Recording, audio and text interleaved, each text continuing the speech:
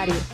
El Consejo de Estado, en su sala de consulta y servicio civil, conceptualiza el salario diciendo que es la remuneración social más inmediata o directa que el trabajador recibe por la transmisión que hace de su fuerza de trabajo para ponerla a disposición del empleador. De esta forma, debe establecerse que constituye salario no solamente la remuneración ordinaria, fija o variable que se le da al trabajador, sino todo lo que recibe en dinero o en especie como contraprestación directa del servicio que presta, sea cualquiera la forma o denominación que se adopte. Es decir, que constituye salario todas las sumas que habitual y periódicamente recibe el empleado como retribución por sus servicios. De esta forma, debe establecerse una diferencia entre sueldo y salario, siendo el sueldo una noción restringida que coincide con la asignación básica fijada por la ley para los diversos cargos de la administración pública, mientras que el salario es una noción más amplia que comprende todas las sumas que habitual y periódicamente recibe el empleado como retribución por sus servicios prestados. Competencia. De acuerdo con la Constitución de 1886, era el Congreso quien tenía la competencia para regular los salarios oficiales. Ahora, conforme a la Constitución de 1991, el presidente es quien los fija, puesto que el Congreso no ejerció esas atribuciones, sino que usualmente las delegó ante el Ejecutivo. Es decir, el Congreso de la República es quien tiene la competencia de dictar las normas generales y en ellas debe señalar los objetivos y los criterios a los cuales debe sujetarse el gobierno para fijar el régimen salarial y prestacional de los empleados públicos, según lo que establece la atribución 19, literal E del artículo 150 de nuestra Constitución. Ley Cuarta de 1992. Como lo señalé anteriormente, el Gobierno Nacional debe observar para la fijación del régimen salarial y prestacional de los empleados públicos los objetivos y los criterios que señale el legislador, los cuales están contemplados en esta ley, entre los que se destacan: primero, la prohibición de desmejorar los salarios y las prestaciones sociales de los servidores públicos. Segundo, respeto a la carrera administrativa y ampliación de su cobertura. Tercero, concertación como medio para lograr el mejoramiento de la prestación de los servicios estatales y en las condiciones de trabajo. Y cuarto, fijación de rangos de remuneración. Elementos y factores salariales de los servidores públicos. Entre estos se encuentran: primero, prima o incrementos por antigüedad. Segundo, gastos de representación. Tercero, prima técnica. Cuarto, bonificación por servicios prestados. Quinto, prima de servicios. Sexto, subsidio de alimentación. Séptimo, auxilio de transporte. Octavo, horas extras dominicales y festivos. Noveno, viáticos. Gastos de representación. Acá vemos que son las bonificaciones que se reconocen por el desempeño de ciertos empleos cuyo cumplimiento puede exigir excepcionales condiciones de vida que impliquen mayores gastos. Cooperativamente son los que demanda el ejercicio común de los cargos oficiales. Su regulación es taxativa y restrictiva, ya que deben aparecer en la ley en forma expresa y excluyente y no pueden entenderse a otros cargos no previstos por el legislador. Salario. Prima o incrementos por antigüedad. Cabe resaltar que este elemento ha cambiado sus requisitos a través del tiempo. Actualmente se encuentra regulado por el artículo 9 del decreto 853 de 2012, en donde se reajusta este factor en el mismo porcentaje en el que se incrementa su asignación básica. Los incrementos de antigüedad deben ser tenidos en cuenta para las liquidaciones de horas extra, trabajo ordinario en dominicales y festivos, así como en el trabajo ocasional en dominicales y festivos, bonificación por servicios prestados, prima de servicios y viáticos. Prima técnica es aquella compensación económica adicional para atraer o mantener personal altamente calificado en cargos de especial responsabilidad o superior especialización técnica. La prima técnica se puede otorgar hasta en un 50% sobre las asignaciones básicas que en todo momento tenga el funcionario y se pierde por retiro de la entidad o por omisión de la sanción disciplinaria de suspensión o porque habiéndose otorgado por evaluación del desempeño han cesado los motivos por los cuales se otorgó. Bonificación por servicios prestados. Estas bonificaciones son aquellas que cobija a los empleados del nivel territorial, los empleados públicos del nivel territorial actualmente vinculados o que se vinculan a las entidades y organismos de la administración territorial, del sector central y descentralizado de la rama ejecutiva del orden territorial, a las asambleas departamentales, a los consejos distritales y municipales, a las contralorías territoriales, a las personerías distritales y municipales y al personal administrativo del sector educación. La bonificación será equivalente al 50% del valor conjunto de la asignación básica y los gastos de representación, que correspondan al empleado en la fecha en que se cause el derecho a percibirla, siempre que no devengue una remuneración mensual por concepto de asignación básica y gastos de representación superior a 1.395.608 pesos, hablando de moneda corriente. Este último valor se reajustará anualmente en el mismo porcentaje que se incremente la asignación básica salarial del nivel nacional. Para los demás empleados, la bonificación por servicios prestados será equivalente al 35% del valor conjunto de los dos factores de salario señalados en el inciso anterior. Prima de servicios. Para entenderla mejor, nos remitimos a su regulación actual, en donde se contiene el decreto 1042 de 1978, en su artículo 58, donde se dispone que los funcionarios a quienes él se aplica, es decir, los empleados públicos que desempeñan las distintas categorías de empleos en los organismos de la rama ejecutiva, tienen derecho a una prima de servicio anual equivalente a 15 días de remuneración pagadera en los primeros 15 días del mes de julio de cada año. Subsidio de alimentación. Este se tendrá en cuenta para liquidar las vacaciones y las primas de vacaciones, la prima de Navidad, la cesantía y las pensiones, el auxilio de enfermedad, de maternidad, la indemnización por accidente de trabajo y enfermedad profesional, así como el seguro por muerte. El subsidio de alimentación cobija a los empleados que devenguen a asignaciones básicas mensuales no superiores a 1.252.303 pesos y corresponderá a 44.655 pesos mensuales o proporcional al tiempo servido pagaderos por la entidad. No se tendrá en cuenta este subsidio cuando el respectivo empleado disfrute de vacaciones, se encuentre en uso de licencia, suspendido en el ejercicio de sus funciones o cuando la entidad suministre alimentación. Auxilio de transporte. El auxilio de transporte es una figura que se creó con el objetivo de subsidiar el costo de movilización de los empleados desde su casa al lugar de trabajo que se paga a los trabajadores que devenguen hasta 2 salarios mínimos mensuales. Su carácter de salario se deriva a que debe añadirse para liquidar algunos beneficios tales como vacaciones, prima de vacaciones, prima de Navidad, cesantías y pensiones, auxilio de enfermedad y maternidad, indemnización por accidente de trabajo y seguro por muerte. Horas extras dominicales y festivos. Son las remuneraciones que se pagan por laborar en un horario diferente al habitual de la jornada de trabajo o en dominicales y festivos.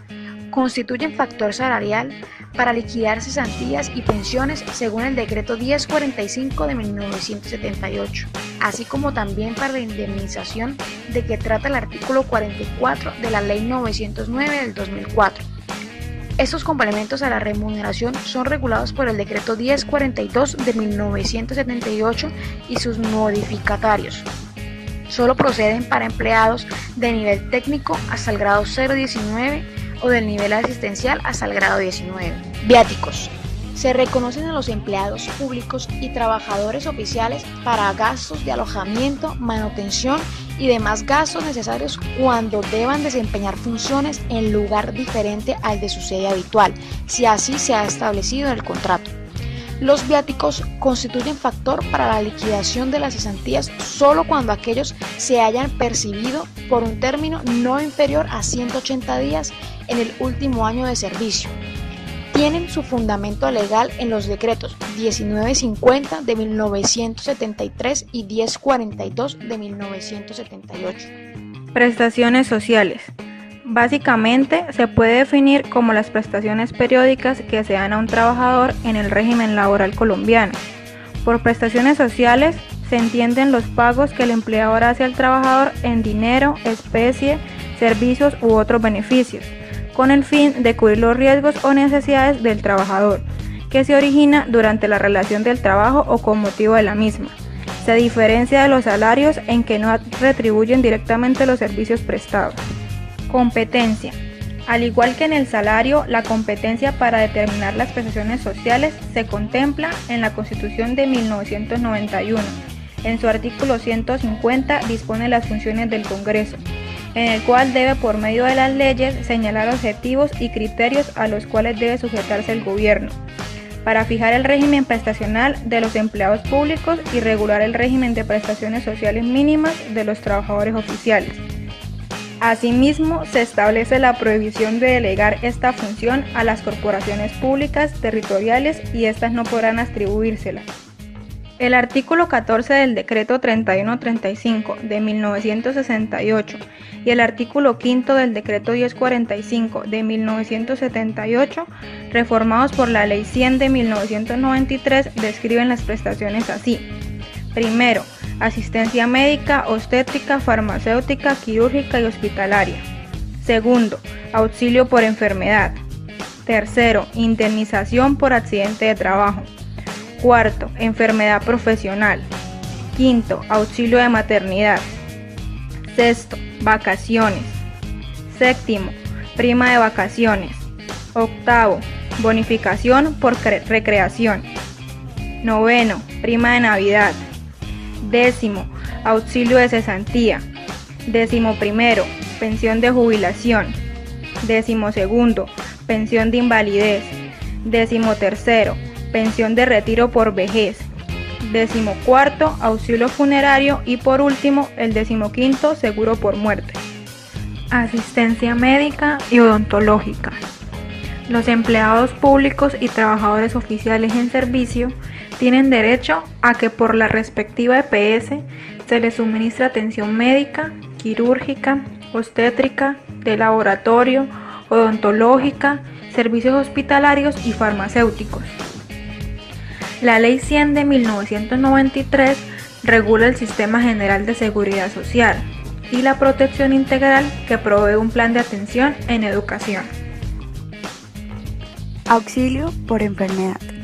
El auxilio por enfermedad es una prestación social que sobreviene al empleador oficial por cualquier causa no relacionada a las labores en las cuales se desempeñan, sino que estaban determinadas por factores independientes a ellas, o bien del medio en el que se desarrolla el trabajo.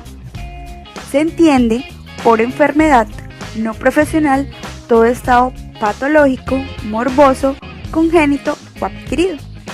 En caso de incapacidades comprobadas para trabajar, los empleados oficiales tienen derecho a las siguientes prestaciones: económicas y asistenciales. Las económicas son el pago de subsidio en dinero y las asistenciales son la prestación de servicios médicos. Accidente de trabajo.